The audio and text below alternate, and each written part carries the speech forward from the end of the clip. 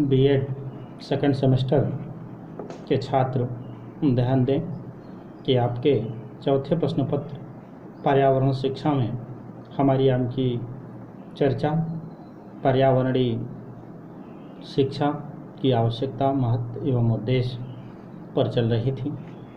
कल मैंने आपसे हमारे आज के जीवन में पेड़ पौधे, वन्य जीव, इन सब की क्या उपयोगिता है, यानी प्रकृति ने हमें आपको जीने के लिए, इनके साथ सहयोग बनाए रखने के लिए उनकी क्या क्या उपादेयता है, उसमें हमारी आज की चर्चा हुई थी। आज हम आपसे स्पेशली जो चर्चा करेंगे आवश्यकता और महत्व पर भी करेंगे, क्योंकि जो हमारी आज की चर्चा चल रही है वह नीड ऑफ इन्वायरमेंट एजुकेशन की ही चल रही है। जैसे इस पर्यावरण शिक्षा को वस्तुतः पृथ्वी पर रहने वाले जितने भी प्राणी जगत में सबसे समझदार एवं बुद्धिमान मनुष्य होता है, और मनुष्य को उस पर आने वाली विपदाओं से बचाने और उन्हीं मनुष्य का सुखमय जीवन देने का जो प्रयास है, वह प्रयास की प्रक्रिया ही पर्यावरण है। और इसके साथ ही साथ उस मानव को इस योग्य बनाना है कि आगे आ सकने वाली समस्याओं का हम पूर्व में ही ज्ञान हो सके और उसका हम हल खोजें, जिससे हमारे जीवन में समस्या दूर हो जाए और हमारी जो नियमित जो जीवन की जो प्रक्रिया है उसमें किसी भी तरह की कोई बाधा ना उत्पन्न हो। वातावरण के प्रति हमारे जनमानस में, बुद्धिजीवी प्राणियों में आज आवश्यकता है किसकी? पर्यावरण शिक्षा की। इस उद्देश्य के तहत आप सभी को विदित है कि 5 जून को पूरे विश्व में पर्यावरण दिवस मनाया जाता है। विश्व के सभी देश आज किसी न किसी प्रकार की पर्यावरणीय समस्या से जूझ रहे हैं, चाहे बाढ़ हो, चाहे सूखा हो, चाहे अतिवृष्टि हो, चाहे अनावृष्टि हो, या भूकंप हो, या पर्यावरण संतुलन हो। अब आप देखें कि पर्यावरण में ही एक ऐसा वायरस आया है कि जिनको हम प्रत्यक्ष अपनी आंखों से नहीं देख पा रहे हैं। एक वायरस ने पूरी दुनिया को तहस नहस कर दिया है। यदि प्रकृति चाहती तो इसको जन्म लेने से ही पहले इसका विनाश भी कर देती, या जन्म हुआ है तो इसका विनाश हो जाता। लेकिन देखिए, इसका कोई दवा, कोई इस तरह का हमारे पास ऑप्शन नहीं है जिससे हम बच सकें। जो सोशल डिस्टेंसिंग है, जो हमारे आम के हैंड सैनिटाइजर है, घर में रहने के सुझाव विश्व संगठन दे रहा है, लेकिन इसके निजात की अभी कोई संभावनाएं नहीं दिख रही हैं। जैसे आज हम आप जनसंख्या वृद्धि के दुष्प्रभाव को देख रहे हैं, औद्योगिक क्रांति का देख रहे हैं, प्राकृतिक संसाधनों का दुरुपयोग खूब हो रहा है, मानव अदूरदर्शिता पर वो कार्य व्यवहार से जल को भी नष्ट कर रहा है, वायु को प्रदूषण युक्त कर रहा है, भूमि का दोहन कर रहा है, और पर्यावरण को प्रदूषित एवं असंतुलित करने में मानव का बहुत अहम रोल है। आपको याद दिलाएं हम, इंदिरा गांधी ने 1987 में प्रथम अंतर्राष्ट्रीय सम्मेलन हुआ था, तो जब वो स्पीच देने आई तो उन्होंने अपनी स्पीच में कहा कि जिस भी किसी देश में अधिक जनसंख्या होगी तो आप जान लीजिएगा कि उस देश में गरीबी का बुलावा आ रहा है, और गरीबी क्या करेगी? यही प्रदूषण को जन्म देगी। जैसा कि हम विश्व ने जनसंख्या विस्फोट से प्रकृति के मिले बहुमूल्य पदार्थ जल, वायु, वनस्पतियाँ, जीव जगत को नष्ट करने के साथ साथ प्रदूषित ही नहीं किया, बल्कि पूरी प्रकृति चक्र को ही असंतुलन की स्थिति में ला दिया, जिससे मानव का जो जीवन है वो सुखी जीवन की कल्पना भी नितांत सीमित हो गई है।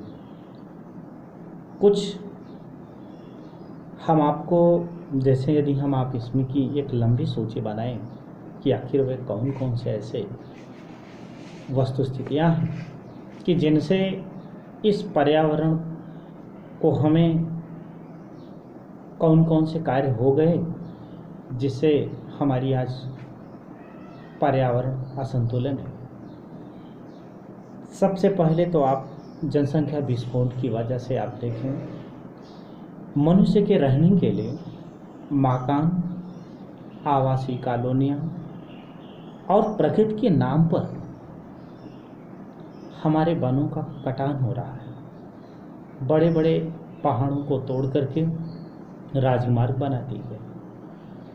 अब जब इस तरह से हो रहा है तो क्योंकि प्रकृति ने कहीं पहाड़ बनाया तो कहीं समतल जमीन बनाया, कहीं पानी के लिए बहुत, तो क्योंकि उन्होंने अपनी उस पूरी इन्वायरमेंट में उन्होंने एक बैलेंस बनाया।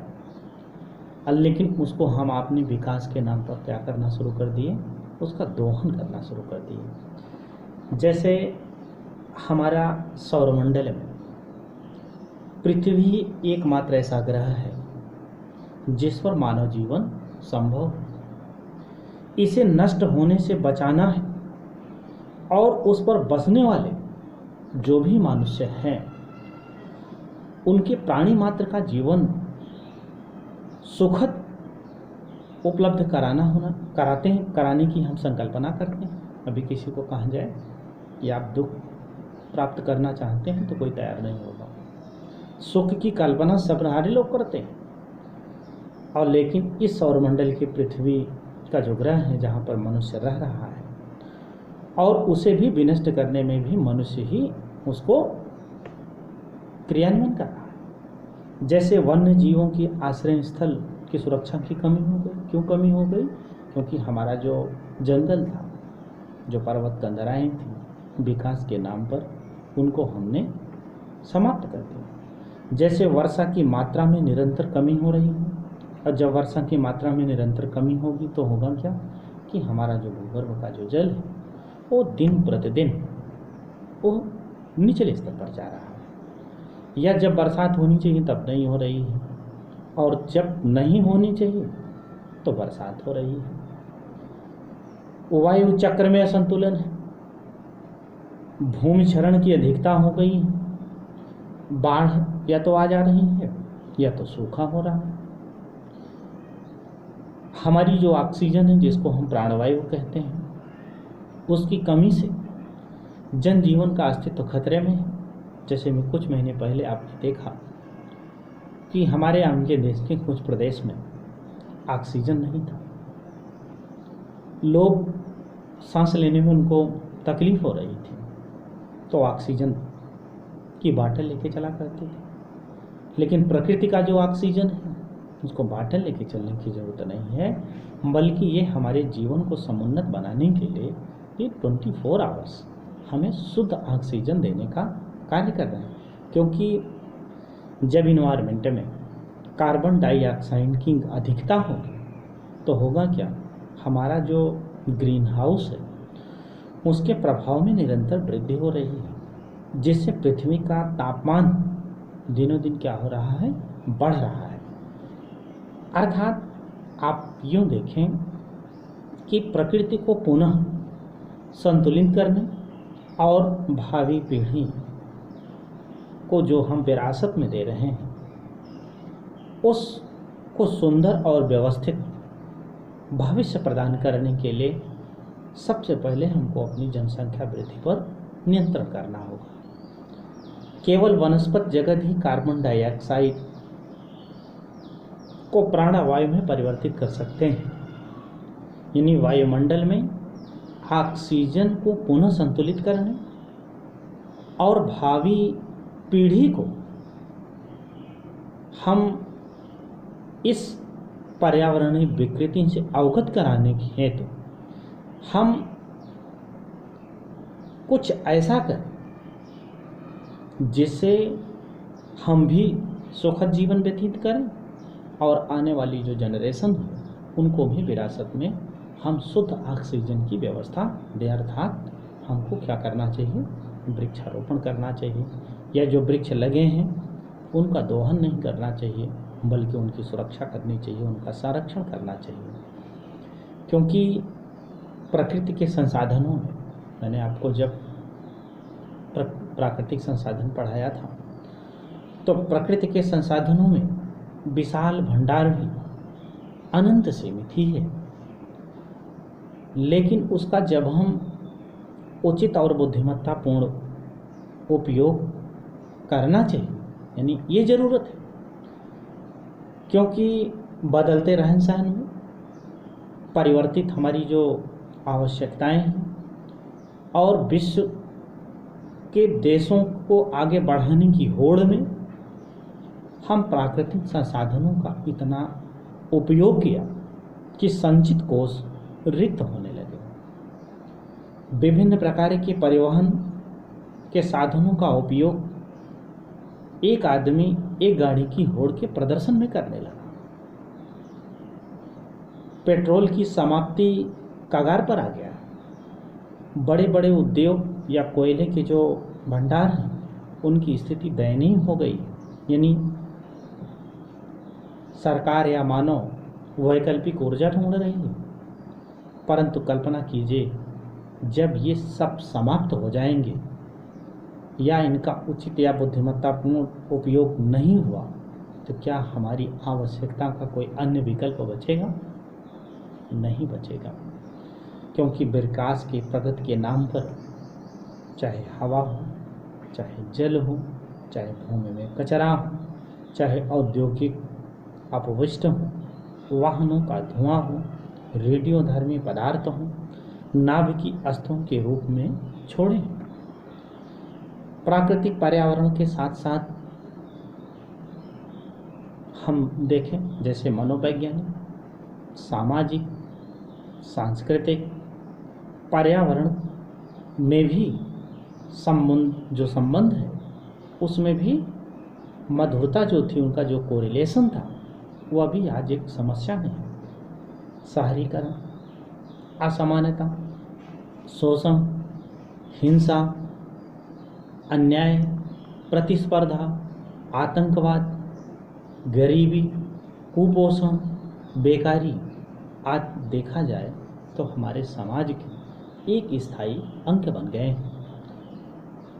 इस तरह से यह देखा जाए तो मनुष्य ने अपनी ही गतिविधियों द्वारा पर्यावरण में असंतुलन पैदा किया है, जिसे नियंत्रित करने व बचाव के सुझाव हेतु हमें आप सभी लोगों को मिलकर के इस पर्यावरण की जागरूकता फैलाना चाहिए। क्योंकि जब जागरूक होंगे लोग तो इसका दोहन नहीं करेंगे, फिर इसका सदुपयोग करेंगे और वर्तमान समय में इसकी बड़ी महान आवश्यकता है जिससे यह सृष्टि बनी रहे और हमारा जो जीवन है वह भी बहुत सुखमय बना रहे। ये जो चीज़ मैंने आपसे चर्चा की, ये नीड ऑफ इन्वायरमेंट एजुकेशन यानी पर्यावरणीय शिक्षा की आवश्यकता हुई।